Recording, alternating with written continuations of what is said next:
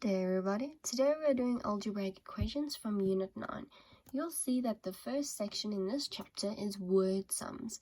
Now you are required to do this exercise with your teacher, which is why I'm doing this video, to explain it to you.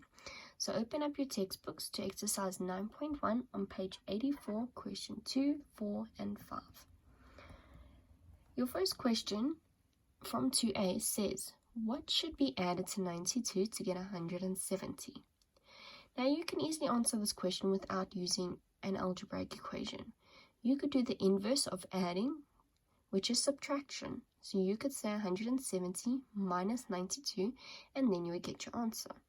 But because we're doing algebraic equations, you need to formulate an equation. So an important thing to note, when you don't know what a number is in an equation, it is always a variable, so therefore x. Okay, so if we look at this example, we have 92 plus something. So you're going to say plus x because we don't know what it is, so x will be our unknown value, which will equal 170. Okay, and now you are going to solve this equation from the rules that you learned in the previous chapters. So what you have to do first is take your constants to one side. So you're going to take 92 over the equal sign. Remember that the sign in front of it is going to change. So it's now currently a positive. When you take it over, it's going to become a negative 92. So 170 minus 92 will give you 78. So therefore 92 plus 78 will give you 170. B says, the product of two numbers is 160. One of the numbers is 8. Find the other number. The product means multiplication. So two numbers multiplied together will give you 160. Then the question then states that one of those numbers is 8. So 8 times a number is equal to 160. So you're going to say 8 times x will give you 160. Now 8 times x will become 8x, so that's why I've already simplified it down. Now, when you have a coefficient and a variable multiplied together like 8x, alright, to get rid of that 8, because your objective in algebra is always to get your variable alone, is to do the inverse. The inverse of multiplication is division.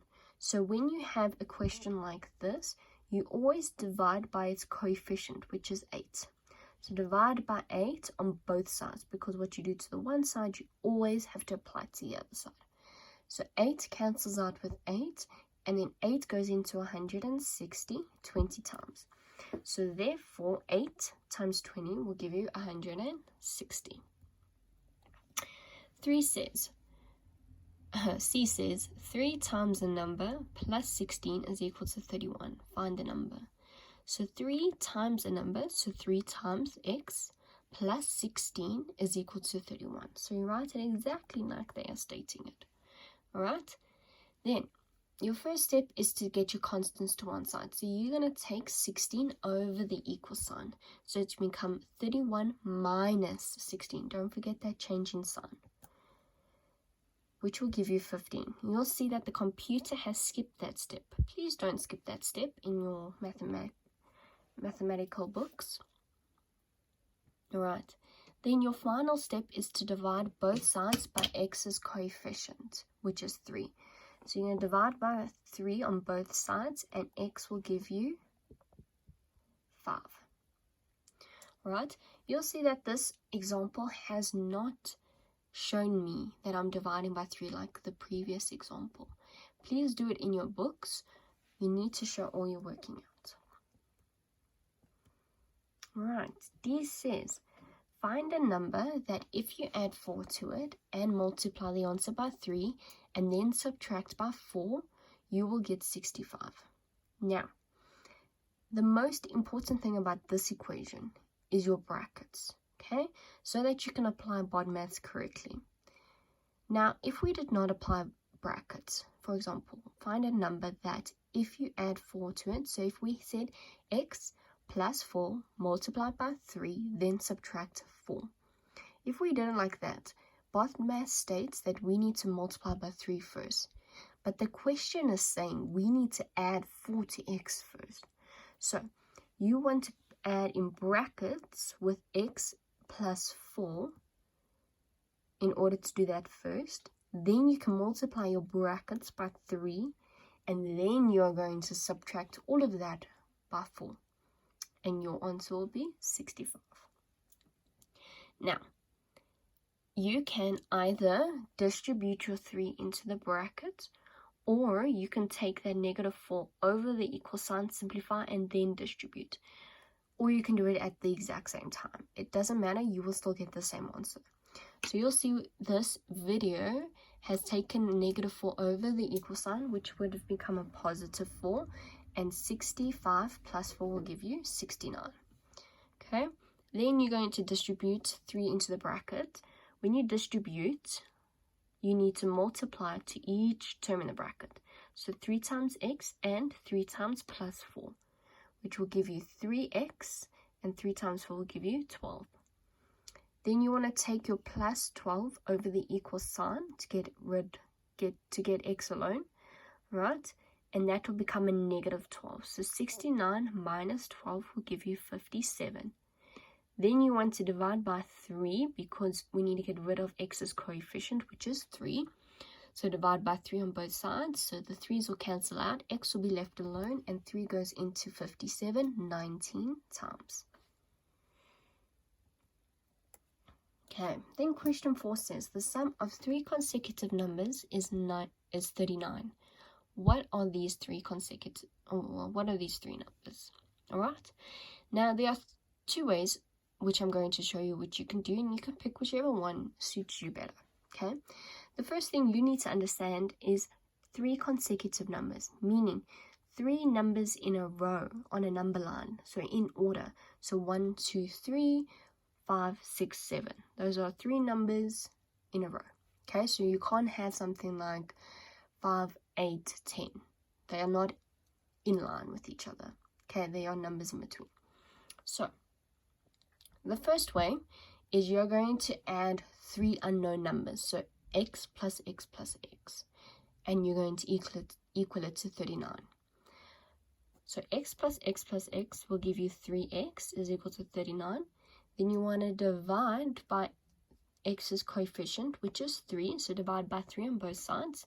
And 3 goes into 39 13 times. Okay, remember that the 3x divided by 3 cancels out. So therefore x is alone. Okay, now with this method, it gives you your middle number. Okay, so therefore 13 is the middle number. So your 3 consecutive numbers would be 12, 13, and 14. Okay, now the next method I'm going to show you gives you the first number of the 3 consecutive numbers. Okay, so the formula is a little bit longer, but same process. Okay, so x is your first number. Then your second number is going to be the first number with 1 added to it. Okay, and your third number is going to be your first number added with 2. Okay, and they're all going to equal 39 when they're added together. Then 1 plus 2 will give you 3, and x plus x plus x will give you 3x. Then you want to take this 3 over the equal sign. So you're going to have 39 minus 3, which will give you 36. Then you're going to divide by 3 on both sides. So the 3's cancel out, x is left alone, and 3 goes into 36 12 times. So therefore you got your first number, so it would be 12, 13, and 14. Okay, let's look at the last question. So it says twice a number added to 16 is equal to 42. So twice a number means double a number or 2 multiplied by that number. So I'm going to say 2 times x, which will give you 2x, added to 16, so plus 16 is equal to 42. Okay, first step, you're going to take that plus 16 over the equal sign. So it's going to become a negative 16. So 42 minus 16, which will give you 26. Again, the computer skipped that step, but you must do that step in your book. Then you're going to divide by x's coefficient, which is 2. So divide by 2 on both sides. So you'll get x's answer is equal to 13. Okay. Alright, when you are done going through those examples and you finally understand them, you can attempt this exercise 9.2 on page 85, complete it, and then you can mark it with a memo. Alright, I hope this explanation has helped you. If not, please contact your teachers for further explanations.